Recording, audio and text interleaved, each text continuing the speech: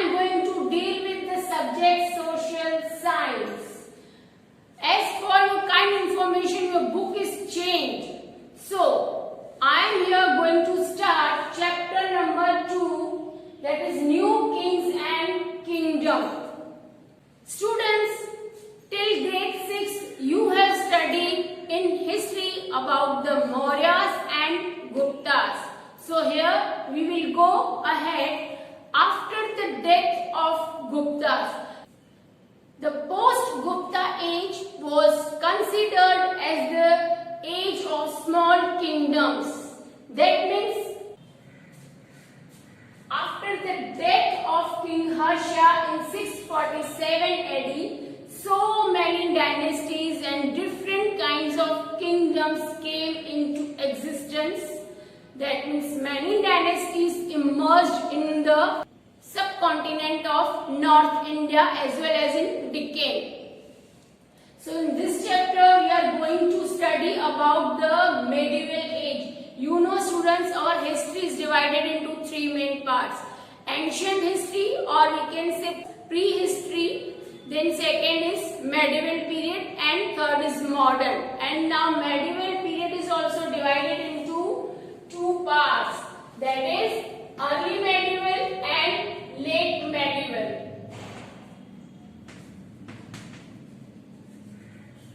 Early medieval and late medieval. Okay. That means many new dynasties emerged in the subcontinent of India. They desire to gain control and rise their wealth as well as their kingdom. So, in between 750 AD to 1000 AD, 3 main dynasties emerged in the subcontinent of North India. They were Gurjar Pratihars, Palas, and then Rashtrakutas.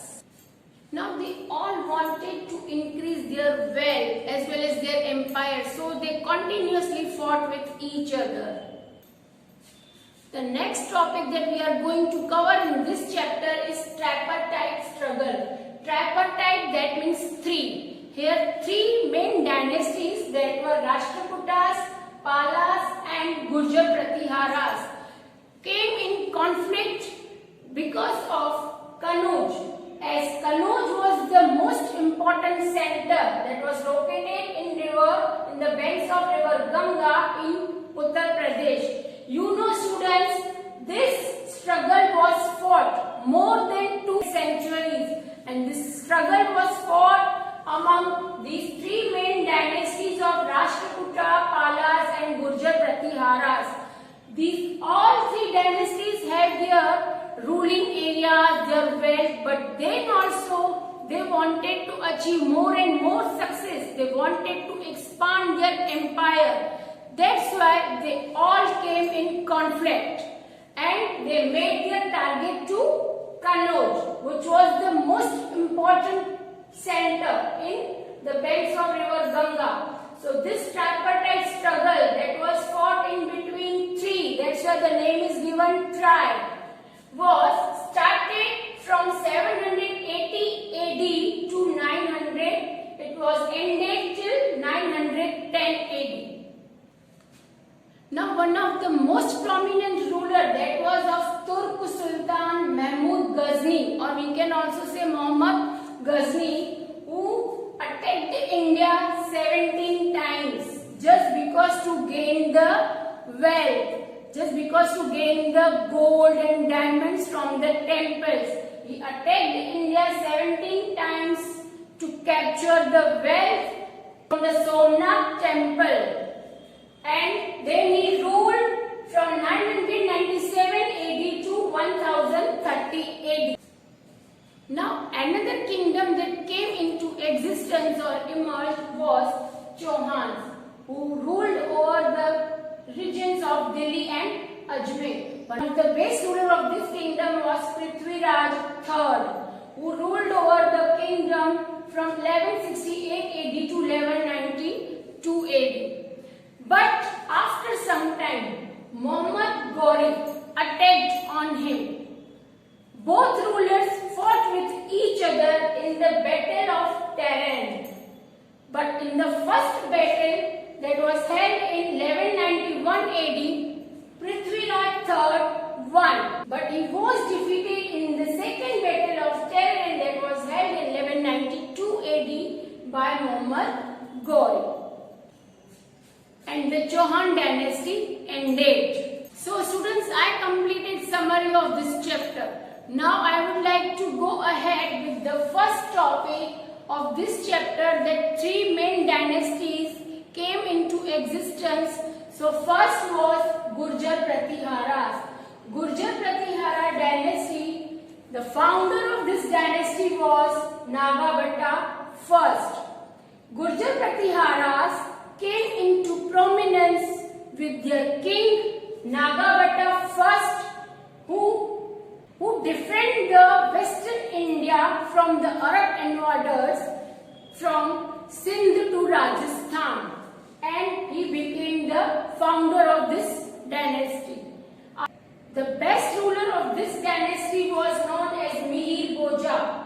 Mihir Bhoja extended his empire from Kathiawar to Bihar. It is assumed he expanded his empire. He also conquered Kannauj, and for 1 century Kannauj became the capital city of Pratiharas.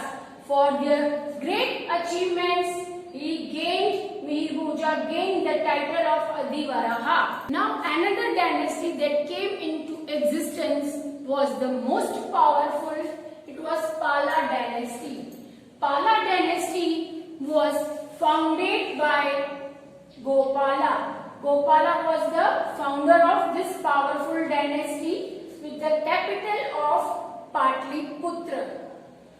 Afterwards, his son, who was Dharampala, was known as the greatest king of this Pala dynasty.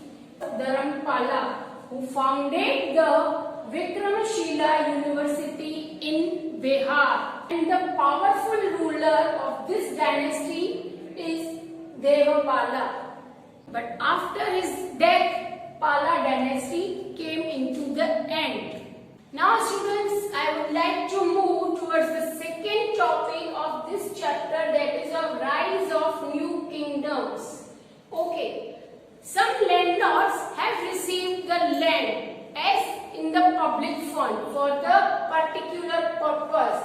If that land was given to them for the particular purpose as a public fund, now those landlords also got immersed in this subcontinent with the title of Samanta, Mahasamanta and Rana, and they tried to gain the control. One of the such historical example I am going to discuss with you. Discuss about Rashtrakutas.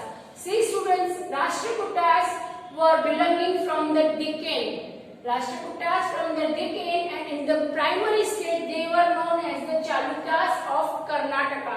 But one of the king of Danti Durga, he was the chief officer of that Chalukya dynasty. He overthrew the king Kirtivarman, or we can say he defeated Kirtivarman, and then he founded the new dynasty that was known as the Rashtrakutas.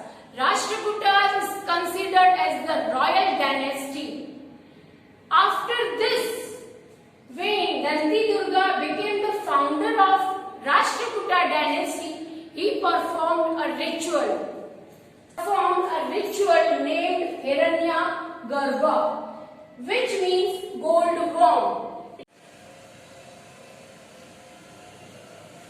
It was assumed the rebirth of the sacrificer as a Kshatriya, even if he was not by birth Kshatriya. Well students, here I have completed the three most powerful dynasties that have emerged in the subcontinent of India after the death of King Harsh. How they tried to expand their wealth, their empire, and how they fought with each other. So these all things I had cleared in this video. Hope you all will like this video. Kindly share this video, refer the video till the concepts are crystal clear. Up till, keep learning, keep sharing. Bye bye to you all. Thank you. Have a nice day.